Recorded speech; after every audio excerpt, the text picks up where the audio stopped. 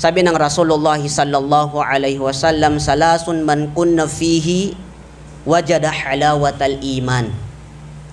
Ang sabi ng Rasulullah sallallahu alaihi wasallam, may tatlong bagay na kung sino ang matagpuan niya o di kaya kung sino ang tao na nasa kanya itong tatlong bagay na ito, wajada halawatal iman, tunay na matatagpuan niya ang tamis ng pananampalataya. Itong tamis ng pananampalataya o halawatal iman na binanggit ng Rasulullah sallallahu alaihi wasallam, hindi dila ang nakakatikim nito, hindi anumang parte ng katawan natin, bagkus ang puso ng isang mananampalataya kay Allah subhanahu wa ta'ala.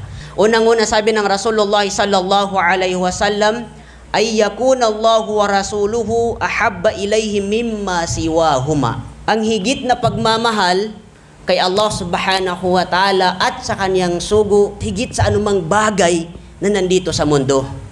Subhanallah. Anong ibig sabihin? Para maramdaman mo yung tamis ng pananampalataya mo sa relihiyong Islam, dapat na nasa puso ng isang mananampalataya kay Allah subhanahu wa ta'ala ang higit na pagmamahal kay Allah subhanahu wa ta'ala, pagsunod kay Allah subhanahu wa ta'ala, at pagmamahal sa kanyang sugo na si Propeta Muhammad sallallahu alaihi wasallam.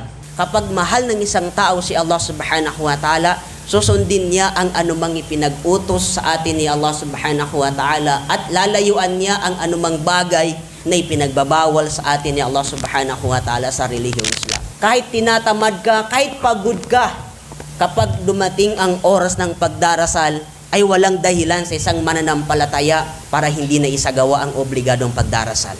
Kahit gaano kaganda yung istorya mo sa kaibigan mo, kapag narinig mo yung oras ng azan, dumating ang oras ng sala, puputulin mo yung pagkukwentuhan na yun sapagkat nangingibabaw sa puso mo ang pagmamahal mo kay Allah subhanahu wa ta'ala sa pamamagitan ng pagsunod sa anumang ipinag-utos sa atin ni Allah subhanahu wa ta'ala. Gayon din ang pagmamahal natin sa sugo ni Allah subhanahu wa ta'ala sallallahu alaihi wasallam. Kung papaano natin sundin ang kaparaanan ni Propeta Muhammad sallallahu alaihi wasallam sa kanyang mga pagsamba kay Allah subhanahu wa ta'ala.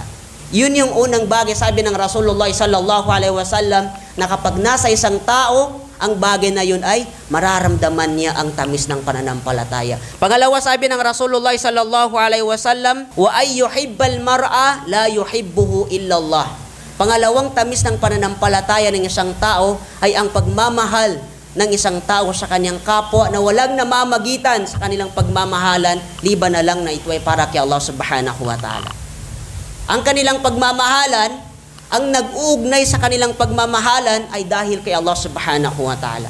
Ito yung sekreto ng pagmamahal ng isang tao sa kanyang kapwa o sa kanyang kapatiran, kung ang pagmamahalan ng tao ay nag-uugat sa pananampalatayang Islam o para kay Allah subhanahu wa ta'ala, kailanman ay hindi kukupas ang kanilang pagmamahalan. Walang magbabago sa kanilang pagmamahalan. Bakit? Minamahal niya ang kanyang kapwa para kay Allah subhanahu wa ta'ala. Hindi niya minamahal dahil sa mga material na bagay.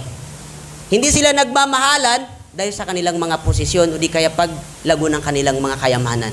Ang kanilang pagmamahalan ay nag-ugat ng pagkakilala nila sa kaisahan ni Allah subhanahu wa ta'ala. Nagmamahalan sila para kay Allah subhanahu wa ta'ala.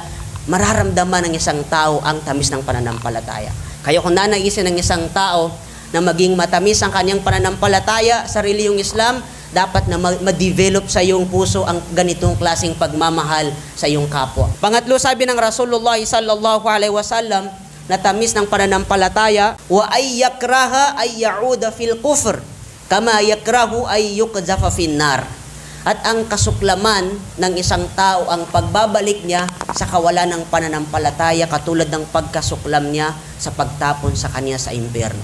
Kapag ikaw ay yumakap sa pananampalatayang Islam, galing ka sa ibang relihiyon, ngayon ay ginabayang ka ni Allah subhanahu wa ta'ala, magkakaroon ka ng ganitong pakiramdam na lahat ng mga bagay na yun na iniwan mo, hindi mo nagagawin. Nasusuklam ka na dun sa mga bagay na yun.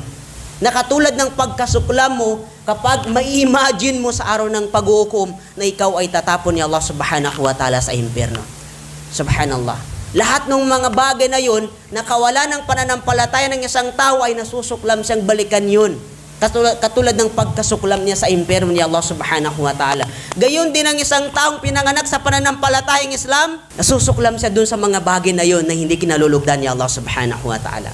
Kapag ikaw ay nagkaroon ng pagbabalik loob kay Allah subhanahu wa ta'ala, para maramdaman natin yung tamis ng pananampalataya, dapat na maramdaman natin, itanim natin sa puso natin na nasusuklam na tayo dun sa mga bagay na yun na pinagtataubatan natin kay Allah subhanahu wa ta'ala, katulad ng pagkasuklam natin sa impyerno ni Allah subhanahu wa ta'ala. Kasi kung babalikan mo pa yung mga bagay na yun na ipinagbabawal sa pananampalatayang Islam, born Islam ka man, balik Islam ka man, kahit na alam mong ipinagbabawal ni Allah subhanahu wa ta'ala, malalasap mo ang parusa ni Allah subhanahu wa ta'ala sa araw ng paghuhukom.